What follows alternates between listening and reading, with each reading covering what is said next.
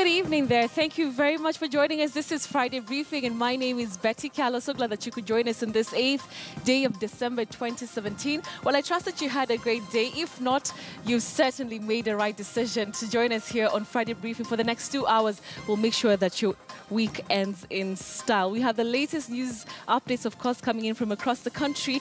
But of course, apart from that, we will be having our Friday guest, who happens to be Rough Tone, celebrated artist. I will be speaking to him. He has a new song he's going to be releasing here on the show. But also, apart from that, for the favorites, of course, we have Willis, the word master. He's going to be joining me from about 10 p.m. moving forward, and he's going to be joining me from Kisumu City. So start sending me and tweeting me those words that you want us to tackle tonight. I've gotten one. Do we say liaise or liaise, or is it a liaison officer or liaison officer? So anyway, Willis is going to be talking to us about that. And apart from that, also we have Nico Diambo and Shafi Weru. They'll be joining us later on from about 10:30 for True Story. So as you can see, we have a packed 2 hours for you, and I'm very happy that you could join us tonight. So let's get our bulletin started right now. All right, now, NASA's National Resistance Movement has unveiled a program for its Constitutive Assembly to be held next week on Tuesday. The climax of the 12th December event will be the swearing-in of the person they are calling the People's President, Raila Odinga. In their first media briefing, the People's Assembly Organizing Committee says NASA leader Raila Odinga will be sworn in at a venue yet to be disclosed, adding that there will be no turning back. Here is KTN News' Duncan Heimber with that report. NASA's People's Assembly Organizing Committee has emerged, listing what it calls People's Assembly Roadmap.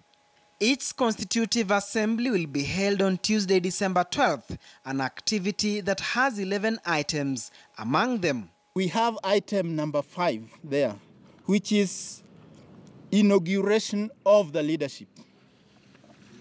That involves a number of ceremonies, swearing in being just one of them. The program has been designed in a similar way national events are executed, beginning with national anthem, prayers by various religious leaders, followed by declaration of the congregation to the assembly. We have invited the people to the People's Assembly. There'll be activities, there'll be motions, there'll be decisions in the People's Assembly. And you are invited to come and see what happens. And the final milestone will be the holding of elections under a new electoral regime, or if that can't happen, then Kenyans can decide that we are not compatible and therefore we part ways. The Defiant Committee unveiled its roadmap barely 24 hours after the Attorney General, Professor Githu Muigai, termed Tuesday's planned event as criminal as per Section 40 of the Penal Code. In Article 40 of the Penal Code provides or stipulates that that sort of process is high treason. For a civilian to be charged for an offense of treason under the law as it exists, even under the Colonial Penal Code, is not an easy offense to prove. Up until this moment, we have acted within the confines of the law, and the AG will be hard-pressed to demonstrate where, at any one point in time, the National Resistance Movement, NASA, or indeed the People's Assembly has violated the law. In the think tank in NASA's National Resistance Movement are political radicals and former political detainees in the late 80s and early 90s. People don't become radicals because it's romantic. They act because the prevailing circumstances requires those kinds of actions. So, if it was necessary in the 80s for us to go into those trenches so that we can arrive where Kenya has reached, it was not because it was fashionable to be radical, but it's because of the prevailing dictatorial situation at that particular time. We are witnessing a slow but steady return to those days.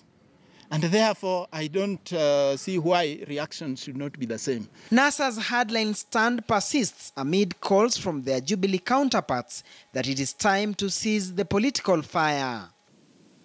It is very important for us to understand that the chapter on elections, who voted for which party, who voted how, that is firmly now behind us. The people of Kenya have made a choice of leaders from across the political divide. It is now our collective responsibility to live up to the aspirations. Even as we are looking at the people's assembly, pia angalia pesa yetu ambayo imetumika vibaya. Wale wametumia pesa yetu kufanya people's assembly, inabidi katika ile pesa inapatiwa kaunti za kwao, kwa sababu hiyo ni pesa ambayo imetumika vibaya. Hatutarudi nyuma. Actually, gari la NASA saa hizi haina ile gia ya kurudi nyuma. Na kuanzia kesho haitakuwa hata na break. So tunaenda mbele. The team has refused to reveal the venue for Odinga's swearing, at least for now. Duncan Hemba, KTN News. All right, now the Central Organization of Trade Unions, COTU Secretary General Francis Atwoli has asked Raila Odinga to consider dropping his controversial swearing in. Also, other political leaders have also expressed their concern on the outcome of the event. The day of swearing in their leader Raila Odinga draws near. Different voices are trying to prevail upon them to drop their plans to save the country the anxiety and potential confrontation with the authorities. COTU Secretary General Francis Atwoli has asked NASA Chief Principal Raila Odinga to forfeit his pursuit. Honorable Prime Minister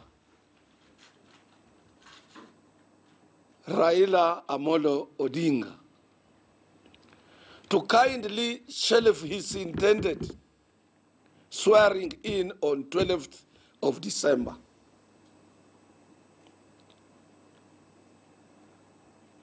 As we continue appealing to government to enter into meaningful dialogue with the opposition. He's urging the NASA leader to consider dialogue with the current government instead of going ahead with his swearing-in plans. So let us not ignore anybody. I'm appealing to the two giant political leaders of this nation to come together through dialogue, and at the same time, the leader of the opposition, Honorable Raila Odinga, to put off. I've repeated myself here about 100 times. I'm repeating that let him humble himself and also seek for wider consultation with those who are in power to make sure that he puts out of his 12th December swearing. Because it is scaring. We don't want to live in a scaring situation. Jubilee elected leaders are also condemning the National Resistance Movement's plan, claiming they could plunge the nation into anarchy. Wewe sema leo umeibiwa, kesho umeibiwa, kesho kutu umeibiwa. Kwani wewe ni mjinga kiasi gani unaibiwa kila siku? Si hata wewe uibe kama hii kura ni kitu ya kuibiwa jamani ama nini ndugu yangu? Sasa tukiwa viongozi wa bonde la ufa na tukiwa wa Kenya kwa jumla, hiyo barabara ya fujo, kuvuruga mali ya watu, kuvuruga amani, hatuendi hiyo barabara. Tuende barabara ya amani na tumuombe huyu Raila kufikia kesho kutwa wakati anataka anaota hiyo ndoto, anaota kuapishwa, awe ameregeza roho. Na Constitution has mechanisms, it has put in place structures through elections, and we have a sworn-in president already in office. And as the AG said yesterday, any other person trying to swear himself in or get power through other unconstitutional means is committing what we call high treason. We would not want to see Honorable Raila go that way. He's been... The NASA leadership has insisted the scheduled swearing-in ceremony, set to be held on Jamhuri Day, will go on despite several warnings. Willie Lusige, KTN News. Kenyan Chief Justice David Maraga has spoken out about the pressure that was brought to bear on judges during the presidential election petitions this year, saying they have been a real test on the independence of the judiciary. He, however, says nothing would sway the judiciary to abandon the oath they took to defend the rule of law. The 2017 elections will undoubtedly go down as the country's most dramatic. What many will not forget is the presidential election petition after the August 8th poll. The judiciary often found itself at the center of two powerful forces. The Chief Justice says it wasn't easy. And attention has been given to this in international fora, and even instruments have been drawn on the independence of the judiciary, particularly the institutional independence of the judiciary. We are all aware of the protocols, such as the well-known Latimer House guidelines, and the overriding principles are well known and have in fact been beautifully entrenched in our Constitution. The events that followed the ruling left some of the judges fearing for their lives. What remains a constant challenge, however, is weeding the encroachment from intrusive institutions and the individuals.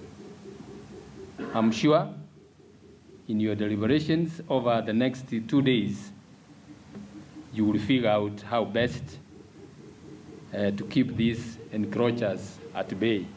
Respect for the rule of law is far-reaching.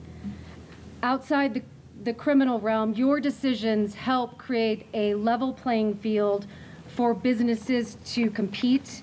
It creates a more predictable and transparent legal and regulatory environment. And this in turn helps stimulate investment, trade, tourism, economic growth that are all key to the growth and well-being of Kenya. Chief Justice Maraga was speaking at the annual Judges and Magistrate Association meeting. The judiciary hopes to cement its place as an independent arbiter and custodian of the rule of law. Trix Ingado, KTN News. Still on the judiciary, and the judiciary through the Court Users Committee today held a prison open day at the Kisumu Maximum Security Prison at the lakeside city of Kisumu. As Kevin Ogutu now reports, this event brought together stakeholders in the legal profession and created a platform for experience sharing between the convicts, the judges and human rights bodies, among other stakeholders. It was such a rare opportunity for convicts and remandees at the Kisumu Maximum Security Prison, the largest correctional facility in Nyanza and Western regions.